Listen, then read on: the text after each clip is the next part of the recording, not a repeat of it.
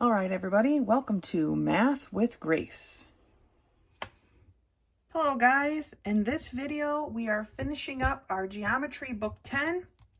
We are doing the very last section, Section 3. Remember now that Book 10 is all review of what we've gone through the semester. So when we look at Section 3, again, it's going to be review. Also remember that we did not learn about locusts, so when you see that information or have questions about that, you do not need to do those questions, all right? So on page 41 is the beginning of section 3 about constructions and locusts. We don't have to do the locust part again, but remember, you're going to need your compass and a straight edge to work through these constructions, all right? Go back and watch the construction videos that we've got posted if you need extra help. But here's the basic information on constructions. Now, when working through these constructions, remember I said you don't have to do the locusts section. So problems from problem 312, 3.12 to 3.15, you don't need to do. After constructions is a section about area and volume. Now, this stuff we've covered very recently, more recently than most of the other stuff we've reviewed. But please double check, read through our definitions, our postulates, and our theorems. Make sure you understand. On the next page is a list of all of your formulas. Please include this list if it's not already included on your postulates and theorems pages. Remember what I said, I'm not interested whether or not you can memorize a formula. I want to know that you know how to use it. So please include these formulas if they're not already there on your postulates and theorems page so that you can use them on your test for this section.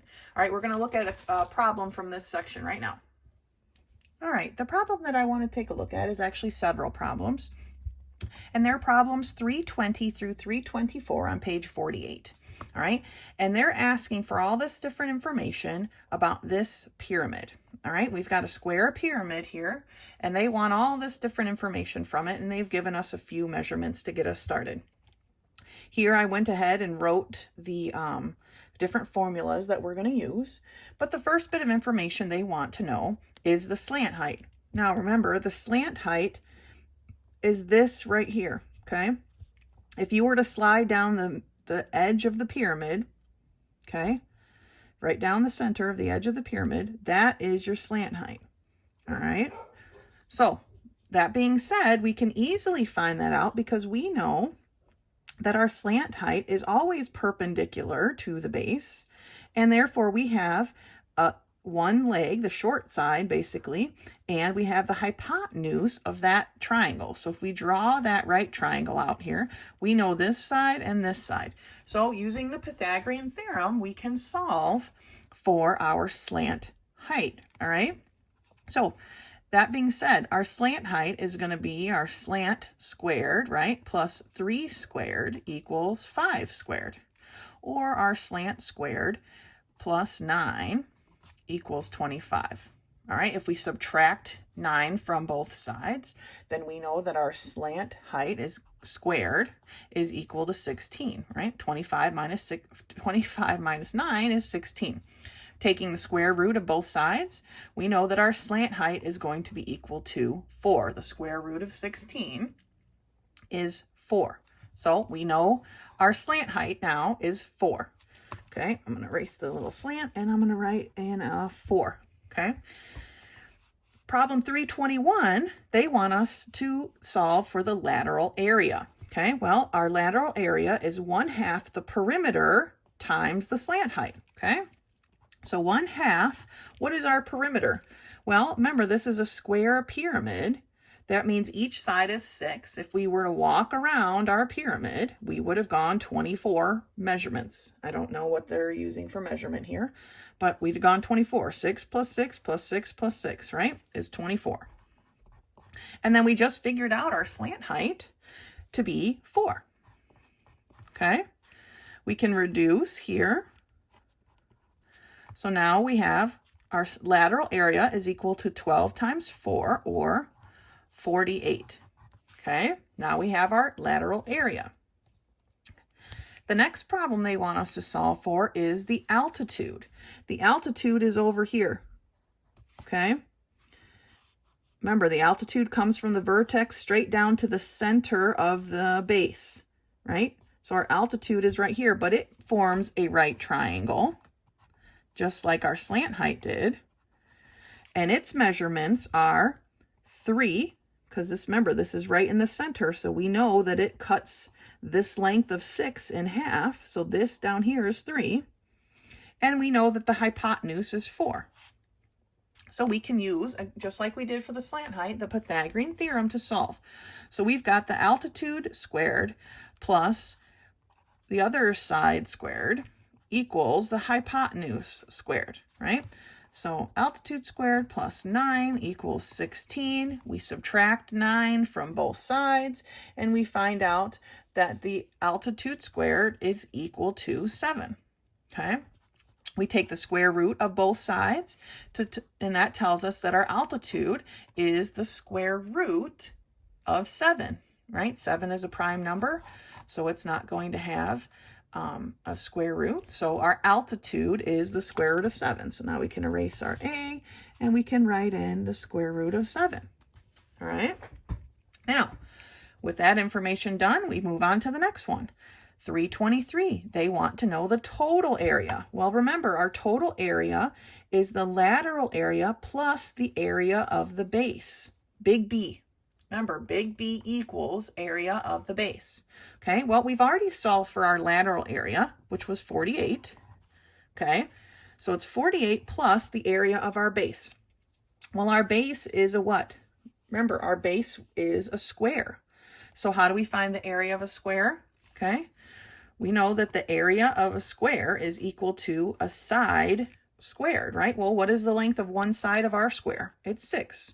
So our total area is going to be 48 plus 6 squared, which is the same as 48 plus 36, or 84.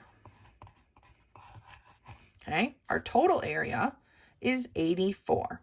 We don't have measurements here, so we can't label it with anything, but that's our total area.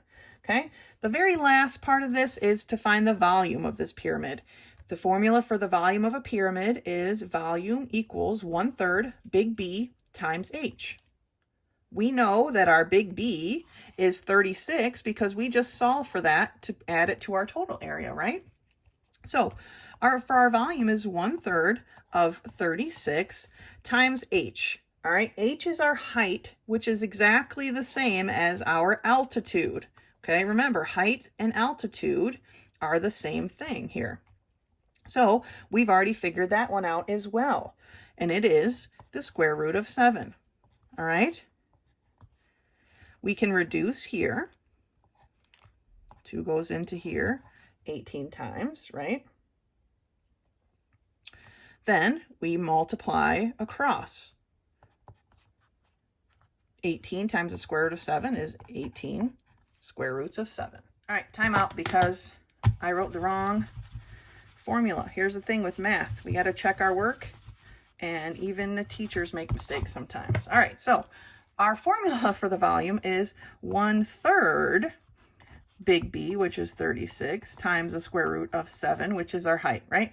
When we reduce 1/3, we get 12. 3 goes into 36 12 times. I had accidentally written a 2 there, so I messed it up, and I looked at it like, this is not right. All right, so now when we multiply across, our real answer is 12 times the square root of 7, okay? Always check your work. When we write the formulas incorrectly in our work, then we are definitely going to get the problem wrong. Okay, so review these. Make sure you're listing your formulas if they're not already listed in your theorems and postulates pages so that they're available to you on the tests. All right, the last section of review information is all about coordinate geometry. It's the stuff that we just talked about in book 9, so it should be freshest in your mind, but please review the information that's here for you. Let's do one of these problems together. All right, the problem that I'd like to take a look at here in this section is problem 3.64. All right, and it reads, write the equation of the lines containing the medians in a triangle whose vertices are as such. A is at 4, 8, B is at -2, 2, and C is at 6, 0. Now I just drew a rough sketch of a triangle here to illustrate how we find a median, right? A median is from a vertices to the midpoint of the opposite side. Vertice to a midpoint, vertice to a midpoint. That is the equation of the lines that they're looking for. They're looking for these equations of these dotted lines that I have here. So to find that, we need to find the midpoint of each side, okay? So I've written the midpoint formula. It's 1/2 times x2 plus x1 and 1/2 times y2 plus y1, right? They write it a little bit different. They took out the 1/2 and just divided the whole thing by 2. It's the exact same thing. But I know in book 9, they talk about it being 1/2 times, okay? But this is just divided by 2. Same thing. So that's our first step in solving this problem, okay? So first thing we want to do is find the midpoint of AB, all right? And the midpoint of AB is going to give us our third x point is equal to 1/2 of, remember, x2 plus x1, so x2, which is -2, plus x1, which is 4.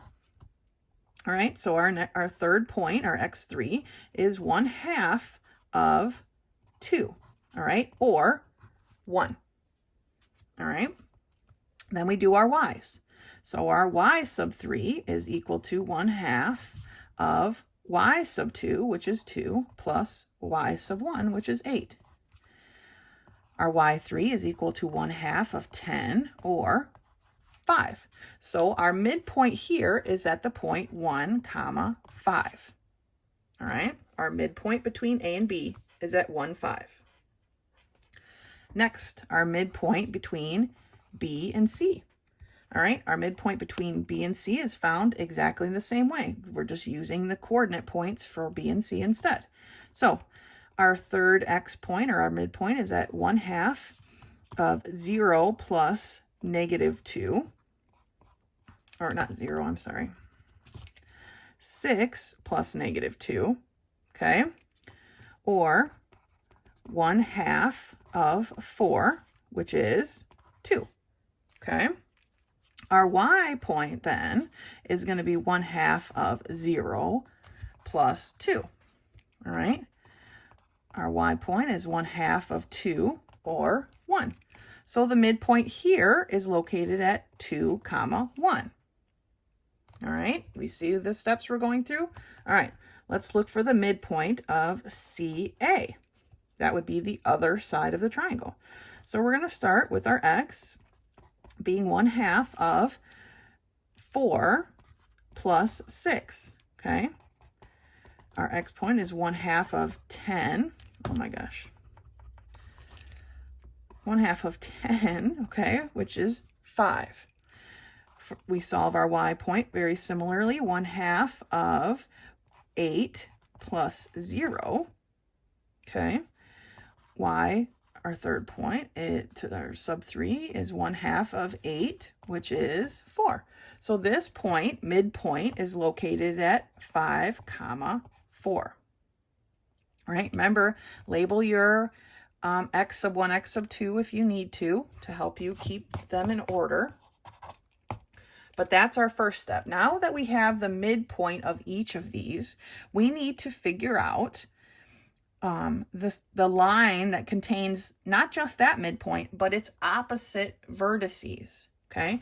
So if we have midpoint AB, the midpoint between these 2 points, its opposite vertice is going to be the one we left out, which is C. So now we need to find the line, the formula for the line containing C and this midpoint. All right? So I'm just going to call that part 1, part 2, and part 3. And so we're going to continue part 1 here. All right? We're finding now the line containing this new midpoint and the vertice that we need to use. All right? And the first thing, so I'm going to write it over here. So we've got point 1, 5, and we've got point 6, 0. Those are the 2 points we're working with in this part. All right? And the first thing we need to do before we can find the formula for the line, or the equation for the line, we need to find the slope. right? So I went ahead and wrote our equation of our line, right? Here's what we're trying to solve for. An equation of our line is y minus y sub 1 equals m times the quantity x minus x sub 1, where m is representing the slope as y2 minus y1 over x2 minus x1. So with all that spelled out, now we can use our points. The first thing we're going to solve for is our slope. Okay, so our slope is going to be equal to y2 minus y sub 1 over x sub 2 minus x sub 1. Okay, or negative 5 over positive 5. So our slope for this line is a negative 1. All right, now that we have our slope, we can turn that back around and put it into this equation, and we'll just choose, let's see, we'll just choose part C to put into here, since it's not the midpoint. I'm going to choose the vertices for each one. How's that sound? So our formula is y minus 0 is equal to m, which is our slope of negative 1, times x minus 6. All right. Y minus 0 is just going to be y. We need to distribute our negative 1 throughout this. So we have negative x plus 6. Okay. Well, remember when we write our equation for our lines, we want our x and our y on the same side. So if we add x to both sides, we get that this line is x plus y equals 6. Okay, so one line of our median has this equation. X plus y equals 6. That is the line that goes from point C, which is a vertice, through the midpoint of AB. All right, let's look at part 2. I'm going to slide my paper up a little bit here, and we're going to do part 2 again over here. So we're going to bring this down here, number 2. Now, our midpoint for number 2 was the midpoint between BC. So what is our vertice that we're going to use for that? That's right, we're going to use vertice A. So our 2 points that we're going to use for our line, our equation of our line, are the points 4, 8, which is the vertice of A, and the midpoint between BC, which was at 2, 1.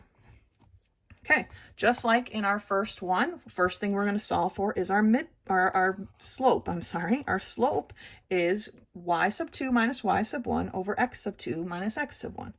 So y sub 2 minus y sub 1 over x sub 2 minus x sub 1. Solve that, negative 7 over negative 2. The negatives cancel out, and our slope, we discover, is 7/2. It's not the best, cleanest numbers, but it's what we've got to work with now, okay? So now we're going to put it into our line equation. And remember, just like I said before, I'm always going to use the vertice for my line equation. Now, you don't have to, because it really doesn't matter, but that's what I'm going to do for this video. So y minus 8 is going to be equal to our slope of 7/2 times x minus 4. Now, remember when we talked in class, or I guess we weren't in class, on the video, we want to get rid of this 7/2 somehow. And the best way to get rid of that is to multiply both sides of the equation by 2, okay? So that gives us 2 times y minus 8 is equal to, the 2's cancel here on this side, right? So now we have 7 times x minus 4. We can distribute on both sides. So we've got 2y minus 16 is equal to 7x minus 28. Then remember, we want our x and y on the same side of the line, and we want our whole numbers, our constants, on the same side of the line. I'm going to subtract my 2y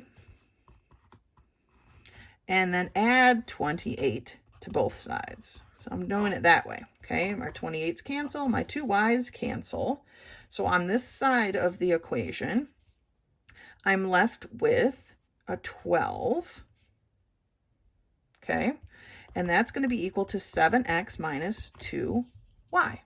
So that is the equation for that median passing through the vertice of A and hitting the midpoint of BC. All right, let's do problem 3. Let's finish off this one here. Okay, now this midpoint was between C and A, and it's the point 5, 4. The vertice that's going to be connecting for that midpoint is the vertice of point B. All right, so that's the other point we're using here. It goes from the vertice at point B to the midpoint connecting A and C. All right, so just like before, we're going to find our slope. And our slope is going to be y sub 2 minus y sub 1 over x sub 2 minus x sub 1.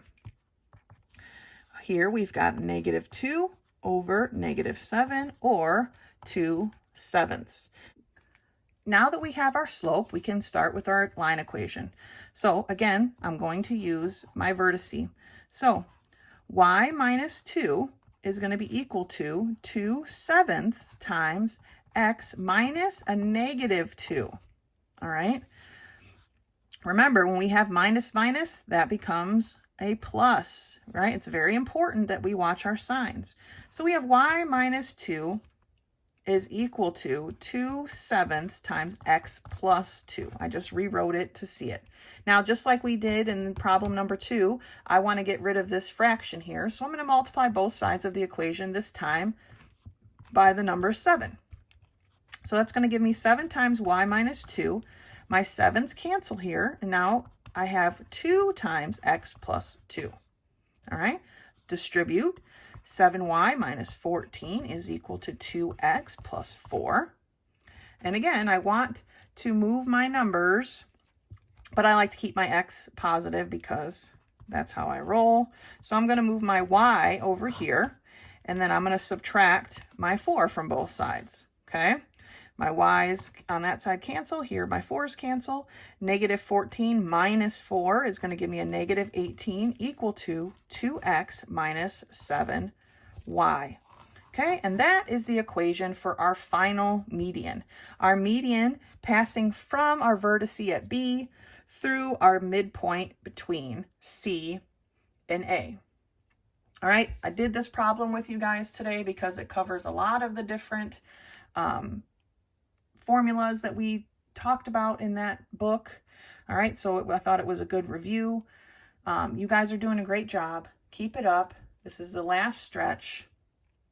I will be sending out your alternate tests for book 10, and I can't wait to see how great you guys are going to do. All right, good semester, great job. Until next time.